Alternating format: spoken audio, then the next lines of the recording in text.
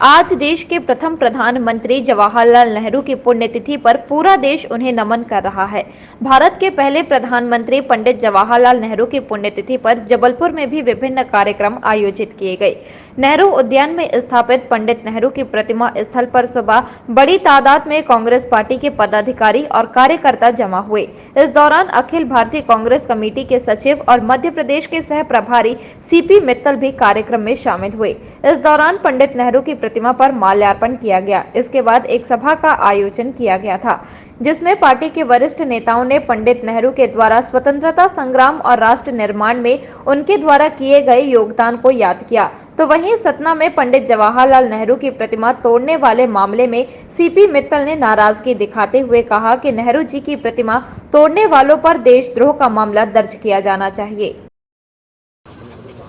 पंडित जवाहरलाल नेहरू जी देश के प्रथम प्रधानमंत्री थे और आज देश के अंदर जो भी तरक्की है उसमें पंडित जवाहरलाल नेहरू जी का बहुत बड़ा कंट्रीब्यूशन है। और आज देश की पहचान जो दुनिया के अंदर भारत की पहचान बनी है, उसमें देश की जो हालत 1947 के अंदर थी प्रधानमंत्री बनने के बाद, चाहे आपके देश के अंदर किस तरह खाने की स्थिति थी, किस तरह और बहुत सारी चीज़ों के अंदर, चाहे भाखड़ा डैम, बहुत सारी चीज़ें गिनेंगे तो पंडित नेहरू जी के टाइम पे बहुत सारी चीज़ें हुई थी। और आज देश उनका जो निर्माण उन्होंने करा था, आज देश उनको याद करता है। और आने वाले समय के अंदर भी जो पंडित नेहरू जी की सोच थी उसके आगे हमेशा कुछ तत्व इस तरह के हैं कि हर चीज़ को राजनीतिक के रूप में देखते हैं, मगर उनको भी ध्यान रखना चाहिए कि आने वाले समय के अंदर परिवर्तन सृष्टि का नियम है। किसी आदमी ने अगर देश के अंदर पहचान बनाई है पूरी दुनिया की तो उसको कभी भूलना नहीं चाहिए। कांग्रेस ने उसके खिलाफ एफआईआर करने की बात की है, उनके खिलाफ देशद्रोह का मुकदमा दर्ज होना चाहिए, क्योंकि वो किसी व्यक्ति का अपमान नहीं है, देश के प्रथम प्रधानमंत्री का अपमान है। अगर आज जो सत्ता में है कल उनके साथ भी हो सकता है। ऐसे जो भी दुष्कर्म करते हैं उनके खिलाफ हमेशा इंक्वायरी भी होनी चाहिए, सज़ा भी होनी चाहिए और देशद्रोह का मुकदमा भी दर्ज होना चाहिए।